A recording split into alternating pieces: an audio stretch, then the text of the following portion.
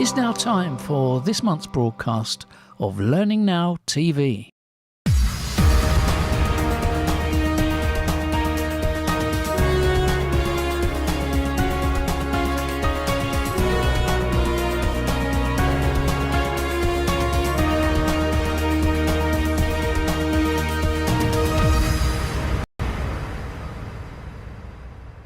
Welcome to the second programme for February, and we've managed to fill it up with some really interesting people that you will get to meet.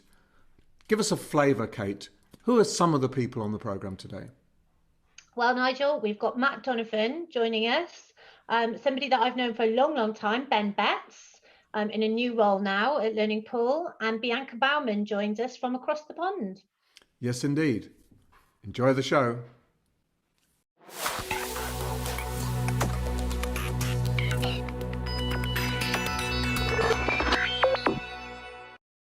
I really enjoy my conversations with Matt Donovan.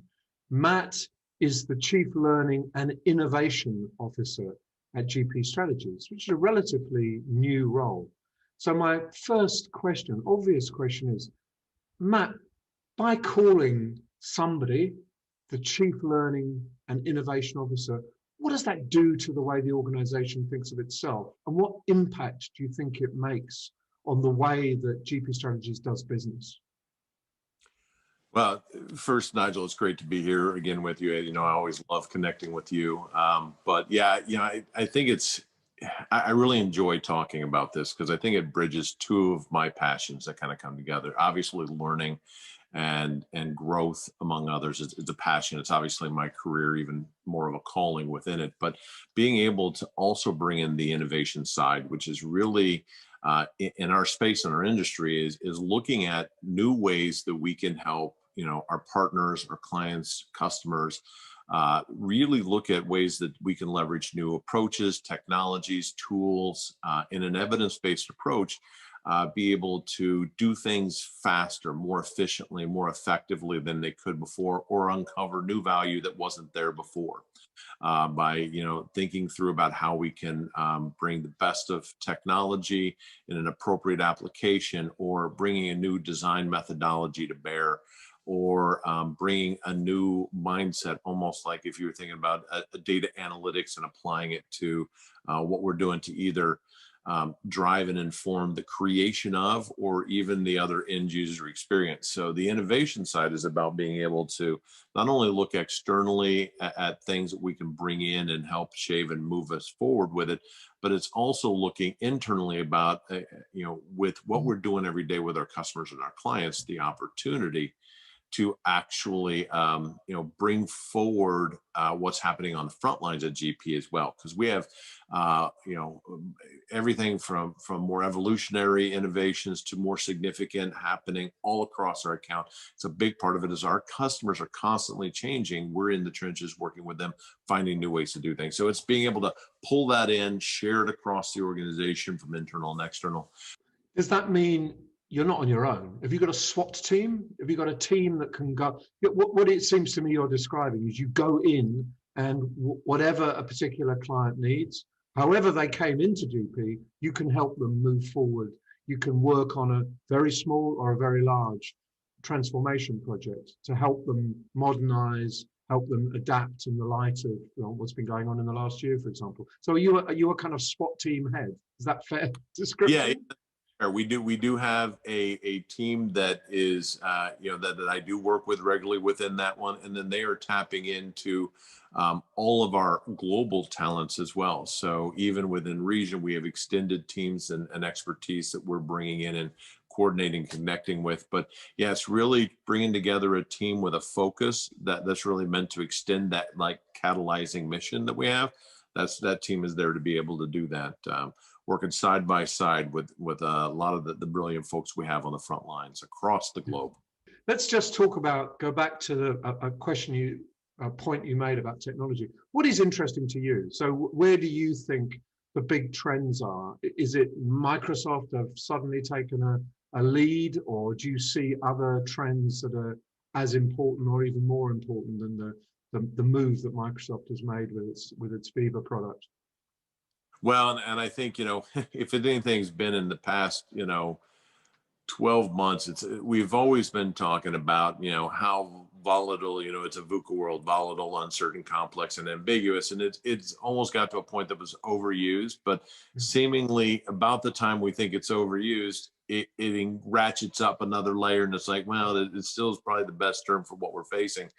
But I think that when you look at, with Microsoft's announcement of Viva, that's an example of then another of their I'd say their accelerating pace of rolling out and their entry into the learning space. I think, that's just one dimension of where I'm seeing a lot of the trends coming in is this coordination around the point of performance, where you're trying to kind of instead of have the learners leave their space to go out and do that, we're actually starting to really create that enterprise we've talked about at the point of work, at the point of performance, whether, meeting a whole range of needs without having to leave where you're at to go get it, which is very interesting in and of itself. I think there are also several other, at the same time, the technology is always going to be a disruptor. The press to get, more virtual, better virtual experiences, more productivity. But I think there's also some other interesting elements where I call it transformational diversity and inclusion initiatives, where organizations are really looking to go beyond what I would say, the courses or the programs that they roll out around the concept of creating inclusive. But as we see more of that volatility, how are you using inclusion to bring all the benefits of your entire workforce to drive transformation? So we're talking systemically, going deeper in how we think about that, down to the very ways in which we offer those the ways to kind of grow and develop and take advantage of that. The way in which moving accessibility as a primary design point, not something we just put at the end of this. And it's not just in the technology, it's in the live interaction. So it's really getting deeper with some of those I think societal cultural issues and the way we work together. I think that's just as changing as rapidly, and I think that we're going to see some really interesting things with that. So we got the technology, and then I think the use of data and the power with that, but the tensions with the ethical use and collection of that, and then you all see the transformational shift around diversity, inclusion. I think that there's a handful that are really coming to the top. Yeah. And what you're saying, and I think it's a really important point, this isn't just focused on one thing. Let's buy an LXP. It's actually holistic. You're affecting the way the organization operates profoundly at a number of different levels. And if you don't interact and look at all of those levers, then you're missing the transformation opportunity. Essentially, you're just fiddle around on the margins. What you're talking about is right down at the heart of the organization and what it does. And that's very, very important. And that's what people need now, I think, what organizations need now. Yeah, absolutely. And I think it's more than ever, we're trying to get past, I've been a big advocate of killing the shiny object syndrome. That's really, what we don't want to do is just, hey, let's roll out a platform, but not know how it should be applied, what the value is. And I think folks are really trying to look at, with their investments in tools and technology and growing their ecosystem, they want to do it, systemically, but informed along the way. And that's been a big part of the role, my role and the extension of the team at GP is to really help kind of make sense of that space. Yeah, holistically. Tell me, are you optimistic? Do you find that we've gone through this terrible period of disruption, but do you think that organizations and organizational learning will come out stronger, or you think the battle still lies ahead of us? I think that the battle still continues, will continue. We'll still have new ways of thinking about this. I often think of like similar metaphors, in the sense that, I think of occasionally referred to like a parallel of thinking about like supply chain management as being a parallel for what I think we're going through in the L&D space. I mean, at one time, if you go back, 20 years, maybe now, wow, it keeps getting older every year. But we go back 20 years and supply chain management as a practice was a cost containment exercise. You thought a lot about the location of warehouses, routes, distribution routes. You would think about, the interactions with unions and the price of gas. These were the things that we thought about in supply chain. And I realize I'm being reductionary there, but there came a point with the Amazon and Walmart, for example, where they really changed the way we thought about supply chain with the use and integration of connected systems and data to feed decisions, automation starting to really populate in, so that when a product is bought on a shelf at the warehouse, they're putting one on the truck to be sent out in the system, and it just kind of flows through. So where it changed is that supply chain management has been here and will be here forever, but how we do it, how we think about it, has shifted dramatically over the years. The way the practitioners in the space have really applied themselves and the disciplines that they've brought to the table has been a lot of disruption. I think we're coming into that for the L&D professionals. Training, workforce transformation is going to be here forever. It's always that struggle. The humans will always be part of the conversation. But the question is how will we, as leaders and practitioners in the space, how will we make the adjustments to remain part of the vibrant practitioner community as it changes the very nature of what it does? Yeah, I think that's a very profound point. And what we're doing, or what you're doing, is putting human beings at the center of it. This is not all about software or processes. It's about humans being able to adapt and develop and get the skills and competencies required. Matt, it's great to talk to you. Thank you so much for your time. I really appreciate it. All the best with the work that you're doing, and I hope that we can talk again soon. Thank you very much.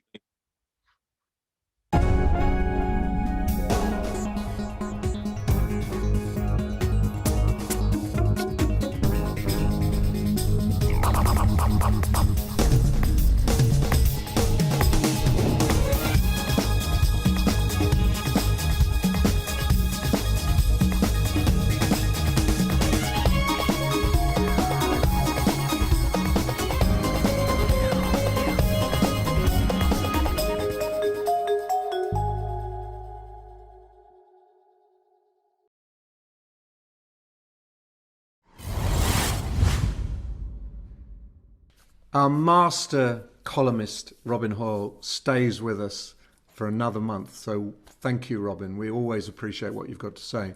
And this time you're focusing on learning transfer, and you're differentiating learning transfer from assessment. And I think that's a really valuable differentiation. So thank you.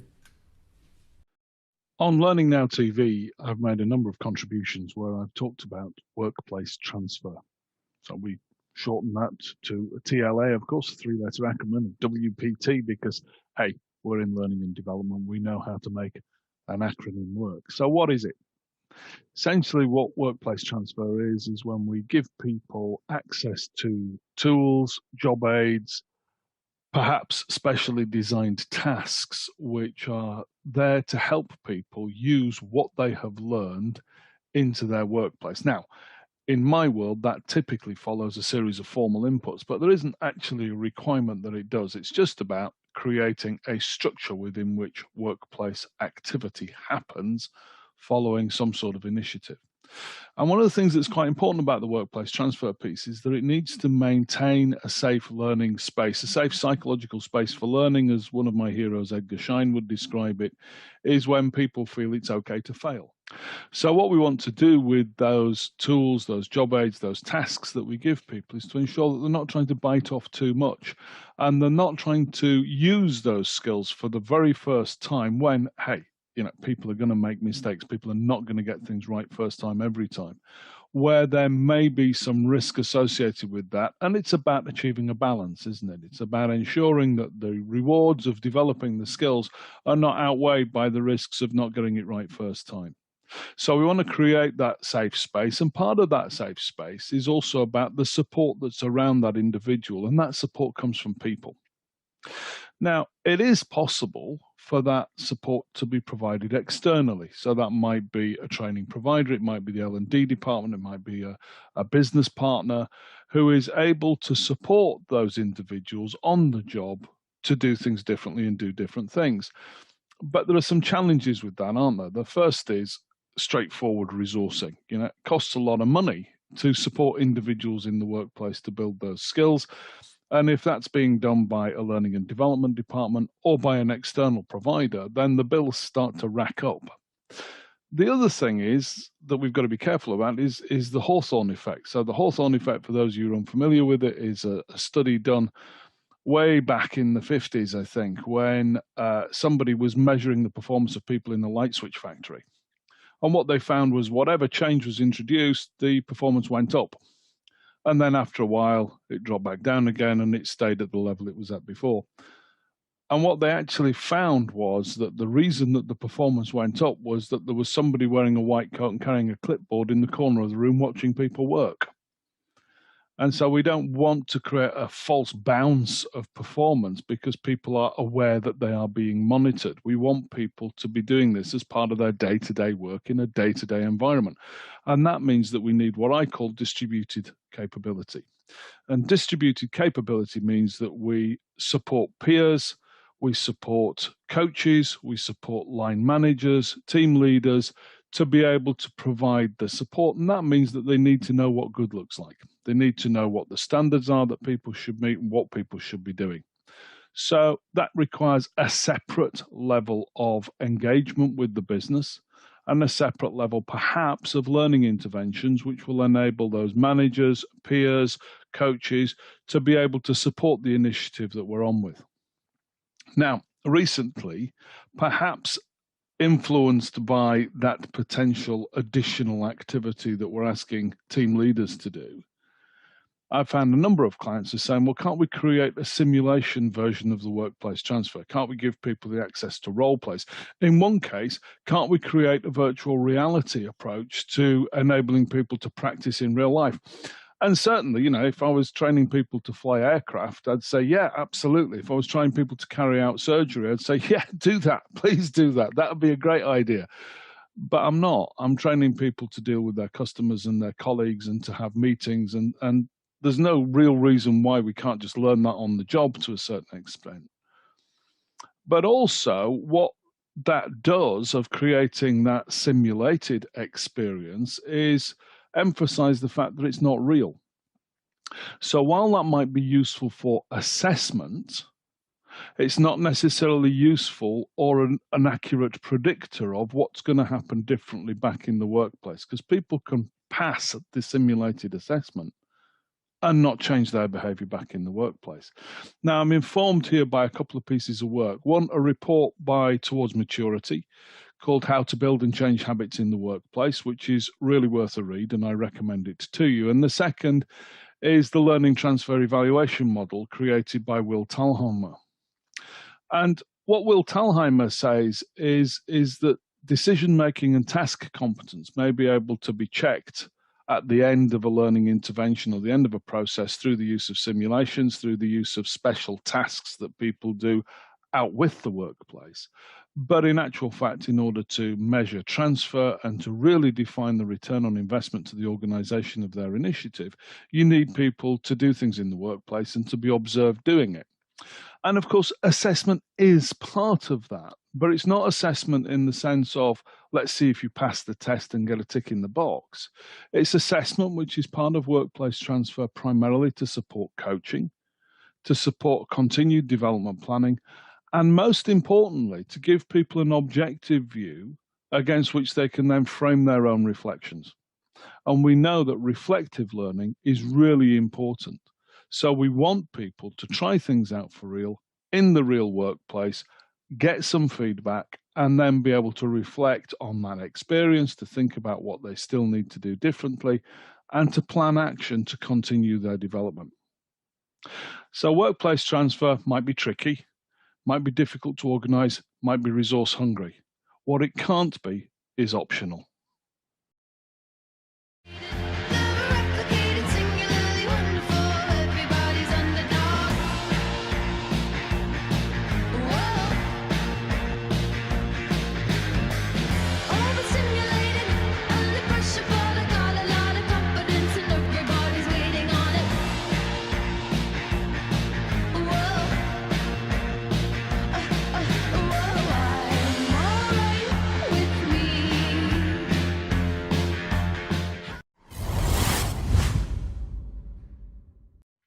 I haven't had a chance to catch up with Ben Betts for probably a year, maybe a little bit more than that. And since the time we last spoke, he is now CEO of Learning Pool. And the other thing that struck me, and the reason I really wanted to talk to him, was I was looking at the recent Fosway Learning Systems 9-box grid.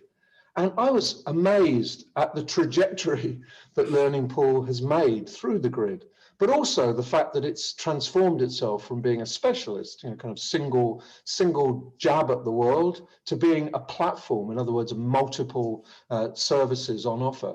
So Ben, welcome. It's great to see you again. Thank you. And tell us what's going on in Learning Pool. What's happening? Well, it's great to connect, Nigel. Thanks for taking the time to catch up. It's been one of those years, hasn't it? In a lot of way. And I don't want to dwell too much on the obvious at that point, but in amongst all of the trials and tribulations that have come about with the pandemic, people have been incredibly productive, especially at Learning Pool. The team transitioned about a year ago to working from home almost overnight, and never really looked back. So the team now consists of nearly 260 people. Working across a range of products, and the Fosway 9 grid on the learning systems, the movement that we've managed to make there, especially relative to some of our peers, is pretty much a testament to the work of the people that we've had at Learning Pool. How they've been able to get on this year is almost beyond me, to be honest. But they have, and we've been moving forward not just on one or two fronts, but on every front. And I think that's what you see in that movement. So you see us move from, as you say, a specialist to a suite. That's a recognition that what we're doing is kind of an end-to-end solution now. So if you want something in the learning tech sphere, Learning Pool offers it end-to-end, be it the LXP, through the LMS, through the authoring, through content, to the data, to the service that wraps around it. We're one company to call, and so that suite movement is something that we've been looking to demonstrate, and we managed to demonstrate it well this year. At the same time, we've been able to perform quite well. The business has grown spectacularly. The first 3 months, I think, of the sort of pandemic era were a little tense as people sort of took stock. Not a lot of paper got signed in those first 3 months as people tried to understand what it was.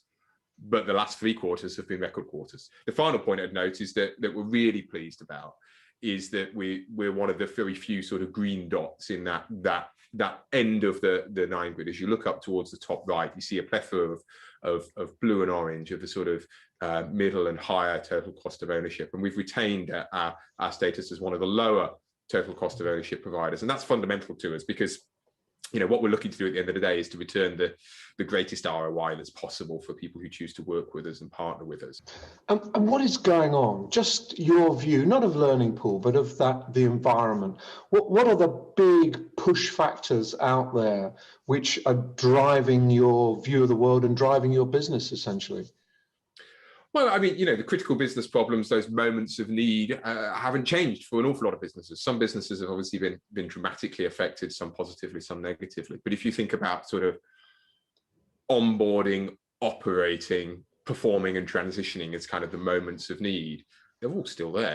I mean, Learning Pool itself has hired 50 people during the pandemic. And the way in which you onboard people into your organization, not just from the business process angle, but culturally and socially, means that there's a big role to play for learning here. The license to operate has meant that what might have been delivered face-to-face in a compliance type way has now moved into this more continuous compliance where we're looking at how we check in with people from time to time. Performance obviously changing. We've all seen all of the flow of work stuff starting to come to fruition. Quite interesting, Microsoft come to town last week with their sort of play, which is they're putting employee engagement as the centerpiece of what they're doing here. And I think we can take great heart in the learning sphere that they think one of the 4 pillars of the employee experience is going to be learning. Yes, that's a big piece of news for learning in general. Forget being a vendor or doing that sort of thing there. That's a big shift to say, well, we're in a predominantly remote world. We think learning and well-being are going to be fundamental parts of that employee experience now. So we just got elevated a little bit in that routine. And of course, transitioning, be it reskilling, upskilling, changing jobs, whatever it needs to be in that routine has just shifted about dramatically. And you only have to see Donald Taylor's global sentiment survey to see that sort of rise in reskilling and upskilling becoming the new thing.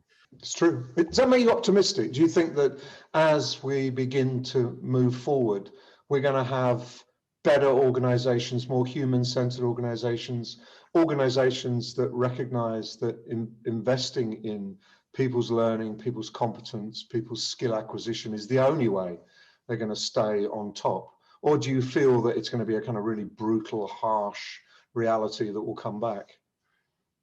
I mean, the brutal harshness is one of those things that's difficult to predict, as you see, ebbs and flows. Last time I saw economic data from the USA, it looked like a V. This week it looks more tricky. It looks very much not like a V if you're in the UK. Yeah. So, there are some harsh realities. You only have to look at the retail world, brands being taken over. Another one's gone today, thousands of job losses. There are some harsh realities in here of the kind of fast forwarding of trends and things like that is tricky to bend one's mind around how many people are going to suffer in that regard. But the flip of it is that for those people who are suffering today, there will be a better tomorrow. And for those of us that have kept our jobs and been lucky to work in industries that have thrived through this era, the opportunities have perhaps never been greater. And, for me, in my new sort of CEO capacity, most important thing to me at the moment is about personal growth. It's been difficult. It's been a difficult year for people to move on, frankly, which is, it's a good thing and a bad thing, because you look at your stats and you think, boy, we're retaining a lot of people. But there's a certain amount of churn and transition that happens in the world to help people grow and move on and go through that. So it's no fun being prisoner in an organization, because you just don't know whether you're going to be able to make the leap to somebody else or to do something different. So personal growth's taken on a new sort of dimension for me this year, in that it's incredibly important that we're providing personal growth for everyone at every stage. And sometimes that looks like well-being, and we've seen wonderful examples of classes being taken online, more well-being help, resilience training, all sorts of little bits being put out there to keep people going. But at the same time, we have to invest in our own training, as does everybody at this point, and enabling people to make that growth without having to leap, because it's a tricky old time to leap. It is. So how are you learning? How are you maintaining your skills, extending your skills and competences? Now, you've taken on that new role, you're running the whole show. So where is the learning for you? Yeah, I mean, there's not many days that don't come without a violent and valuable lesson at that point. So it's been a tough year. The year has been sort of filled with excitement and change and terror and anxiety. And so being able to partition those areas and deal with that is difficult. I, like many of my staff, have young children at home. If you'd have told me what we'd have to do collectively a year ago, it would have been scarcely credible that it would have been possible. And for those people that are working, and it happens everywhere, because it's not just people with kids. People with kids have got it rough. People who are on their own have got it rough. People who are looking after elderly relatives have got it rough. Everybody's got it rough. So, everyone's got a story. The anxiety is very real. So I think there's been parts of working on oneself and trying to make a little bit of time and trying to recognize sort of helpful and unhelpful patterns of behavior, because it's very easy to get stuck in a rut. So I've been finding myself making notes of times when I've been feeling anxious about things or things like that, and trying to go back and I'm quite a rational sort of data-driven person. So I then go back over those lists to be like, well, that turned out to be nothing. And you've got, 27 instances of when anxiety turned out to be about nothing. Those tend to be more personal things than business things, to be honest with you. The business stuff tends to be, we're on that good trajectory. So the decisions you make are the right sort of dilemmas at that point. I think the thing that I've lost is a lot of serendipity and bumping into people and doing things. The idea, my diary, like most of my colleagues, is generally 8 to 9 hours of, well, this with not all as interesting as this one, but it's so difficult when the answer to any of your problems is, well, we'll just do another bloody Zoom call, won't we? Oh boy, we need to do some yoga. Well, that'll be on Zoom. Oh, we need to do some music. Well, that'll be on Zoom, and so on and so forth. But phone calls have been interesting. Just ringing people from time to time and doing things like that. I think mentoring and trying to build up that network is really where it's at for me at the moment. Is trying to look at people who support me. So I mean, I take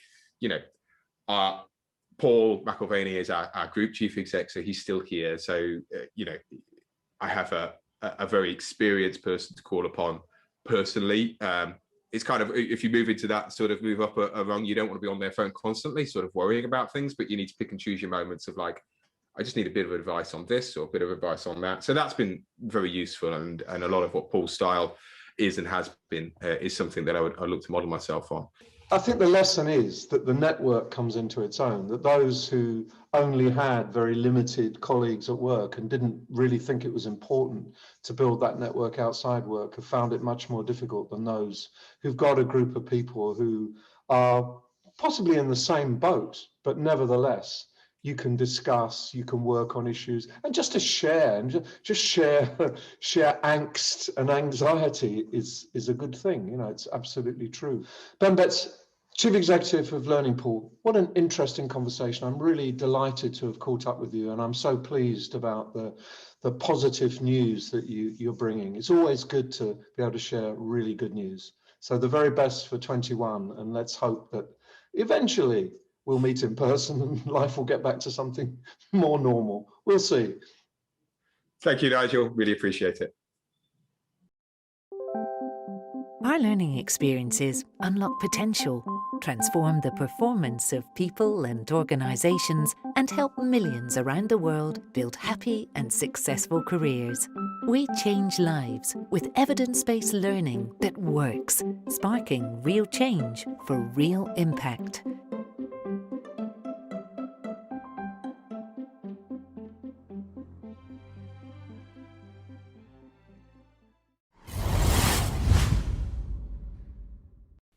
Exciting times here at Learning Now Television. We've got a new feature for you. Rob Clark presents the first Learning News monthly bulletin. So he's rounding up all the things that are going on, curating that all for us and bringing it together in one bulletin. Thank you, Rob. I'm Rob Clark, this is Learning News and a bulletin of some of the popular stories from Learning News.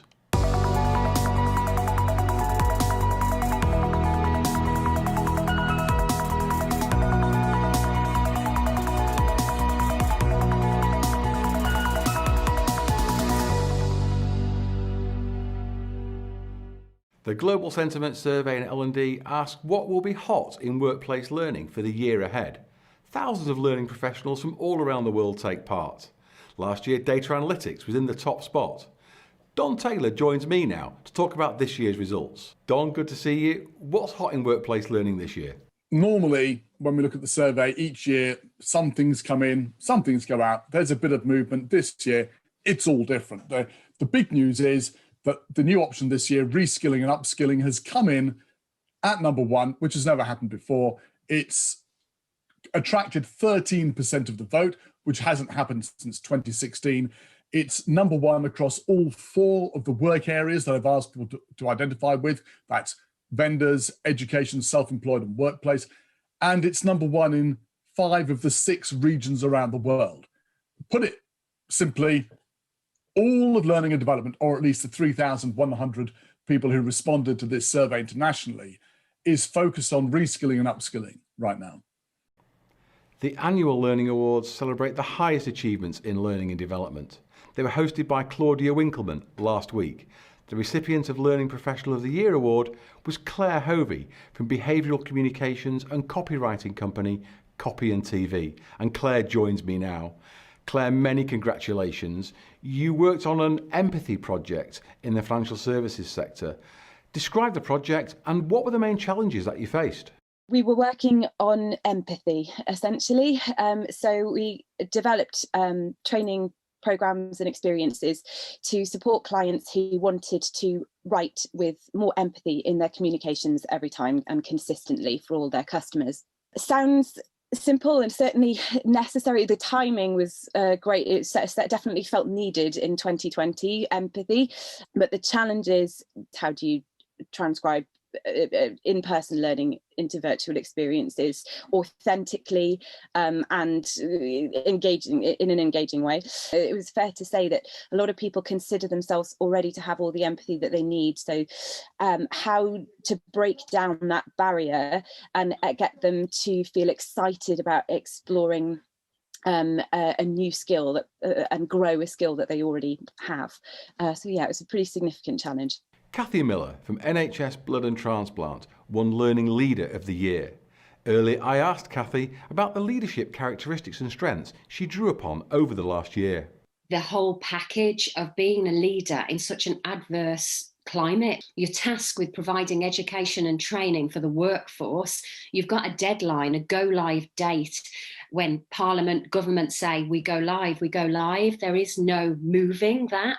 And I think being part of such an amazing project, it makes leadership that bit more easier. But what tested my leadership was when the go live date wasn't movable, and there was a requirement to support intensive care and redesign the training and deliver it.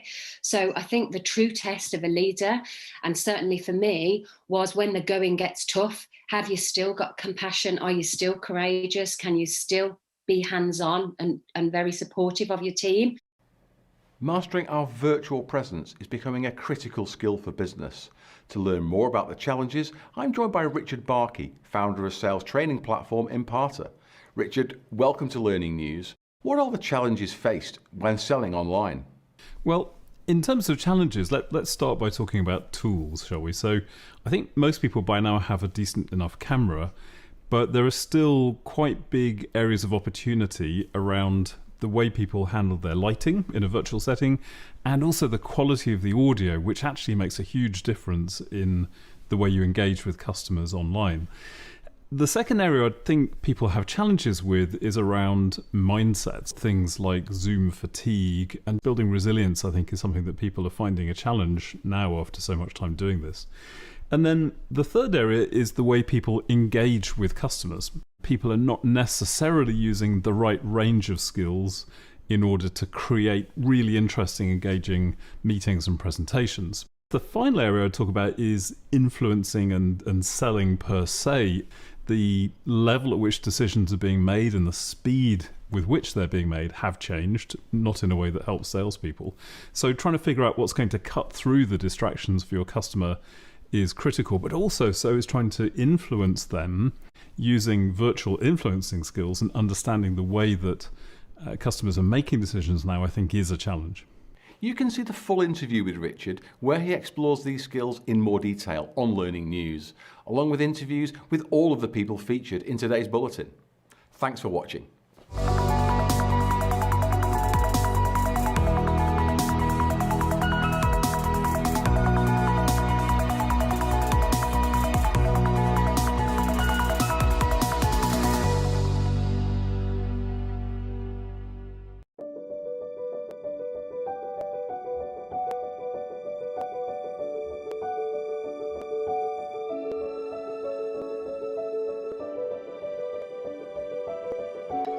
Maybe we'll do that later. Hey, so you can see, this is just like using a whiteboard in a classroom.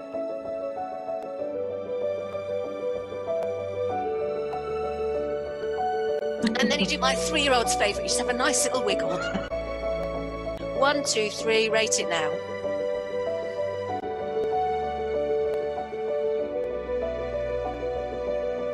A really quick question, you might want to answer this later. You see, I love this. Yeah.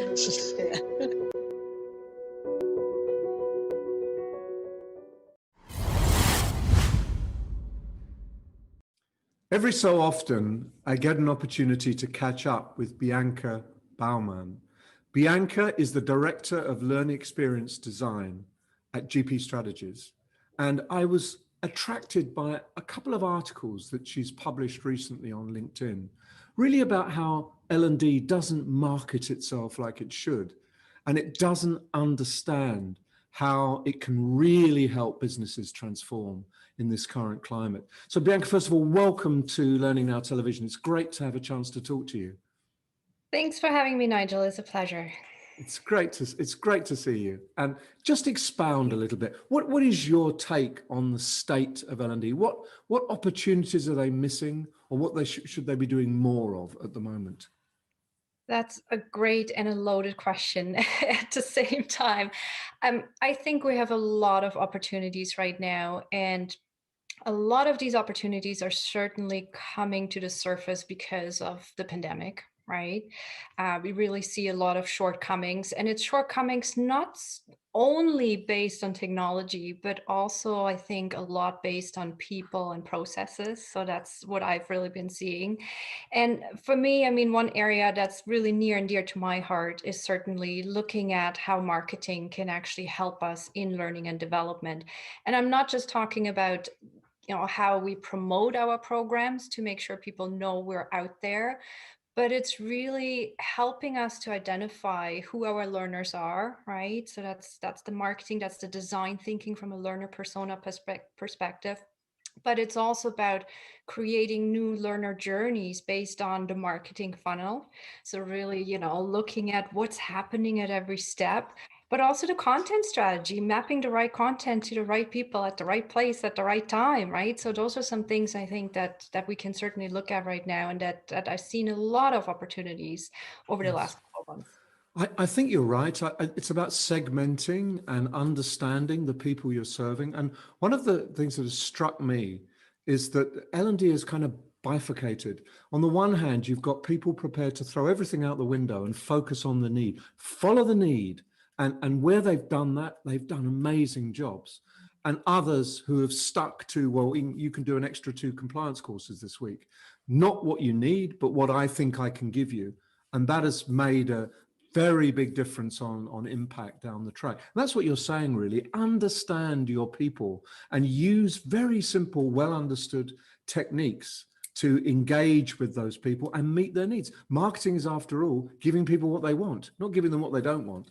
Yeah. It's true, isn't it? I mean, their goal is to make sure we're buying something, right? Yes. And obviously in L&D, we're not, we don't want our learners to buy something. However, we want their buy-in, right? Yes. We want to make sure they buy into our training. We want them to be our advocates. We want them to go out there and say, hey, have you taken this latest, have you been part of this latest experience, right? Oh, it's been amazing.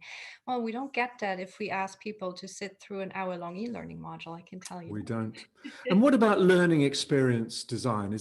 Have you found that in the light of all these changes, suddenly you're in greater demand, or suddenly you have to argue even harder for building student-centered, learner-centered materials? How do you see the trend and the transition over the last year or so? Yeah, great question. I think in the beginning it was more of a not so so it wasn't a need as much, because I think a lot of organizations were just kind of holding back and see, oh, let's wait this out and see what's going to happen. But then, of course, as we know now, we couldn't wait it out. Things simply changed, and organizations were forced to change with it. And, going back to what I said in the beginning, yes, we realized there's a lot of technology issues. So we had to, get comfortable with being on video chats, right? And using the Teams and the Slacks of the world. But again, I think we saw a big breakdown in people skills, much more so, right? Like leadership skills, mentoring, coaching. And this is certainly where I've seen an increase from an experience design perspective, for sure. It's like, how do I deal with my people? I can't see them, right? How do I make sure not only they work, right? But also, how can I make sure they're well taken care of, they're healthy, they're happy, right? So I've seen that. Yes, I think that's right. And in some ways, the best people working in learning and development have been the community people. They've focused on rebuilding the community, the workplace community. And if they do that, the learning kind of takes care of itself in a sense, because people find their own stuff. They work out what they need. And also just helping people with the right tools for the job. And once they've got the tools, stepping back and letting them get on with it. And I've seen really big differences between teams that kind of get themselves sorted out and really motor, and teams that really struggle because they're being told what to do and being told that they have to operate in a particular way. And L&D becomes the kind of functional organization that says, these are the 26 rules when using Zoom or whatever it might be. That's it. It's okay, but it's not, it may be useful, but it's not sufficient. You need to go beyond, I would have thought, that kind of thing. I couldn't agree more. And you said it right there in your first sentence. A lot of organizations identified what people needed, right? So it's going back to that human-centered, that learner-centered design instead of content first, and then I figure out how it fits into everything, technology first, and then I figure out how it fits. No, it is the other way around. It's people first, it's processes, and then we can see what is the technology that you need in order to elevate your experience, in order to perform the way we want you to perform, in order to learn, in order to collaborate and be part of the community. Quite right, yes. And also just the work that you're doing, the writing that you've done on skills, about how, that it almost as if no business has a workforce with the right skills. Everybody, there are big skills deficits. Partly that's about workers' change, but it's also because the markets are changing really rapidly and you have to scale up. Organizations have to scale up, some things scale down, other things, and people aren't ready. There's a golden opportunity to help people to the right skills and competence, but in the right way, not to give them, give them 10 hours of boring e-learning to make them a this or a that, but to help them discover the opportunities to learn skills, to help them engage with each other and learn from the people who know how to do stuff. So spread the learning more rapidly around the organization. But I think you're right to create that focus on reskilling, because it's going to become more and more urgent, I would have thought, rather than less and less urgent. Obviously you have the advantage when you reskill the people that you already have on your workforce, that the knowledge they have, like that is something you can't train for. If you hire a gig worker, someone off the street, they might fill a current gap that you have, and that might get you to the next year, maybe even to the year after that. But yeah, that connected organization, that knowledge that sits within the organization, that is something so valuable. So if we really focus on reskilling the people we have, we can turn the people, we have the right people, they just have the wrong skills, right? And we can change that. I think it's a very good point. Right people, wrong skills, not wrong people because they haven't got the right skills. It's the wrong way around. So give me 3 tips. What would you say if I was an L&D head? What 3 things would you tell me to start to do differently or start thinking about that I perhaps aren't doing at the moment? What would be your summary for me? I think the first step for me would certainly be to talk to my business units, different departments, to really truly understand what the tasks are that people do every day and what the tasks will be over the next couple of years, to really understand where we are, right? It's almost an inventory of your skills. Like, you got to start there.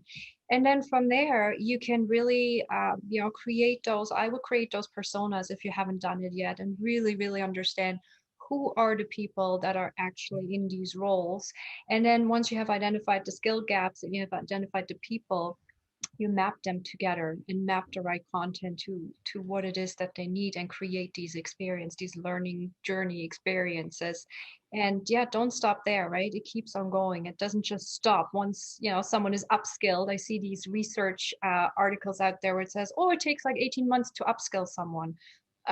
Okay, I assume there's like a certain time period to it, but we got to think about the sustainment and the maintenance after that as well. So I think those would be my 3 starting points to do great. So you're basically saying start enabling, don't start controlling. That's the key shift, isn't it? So it's a great pleasure talking to you. Thank you so much for your time. Thank you for having me, Nigel. It was a pleasure. Take care. DPG's online courses are designed to fit around your life, so you can study anytime, anywhere. Get in touch now for more info.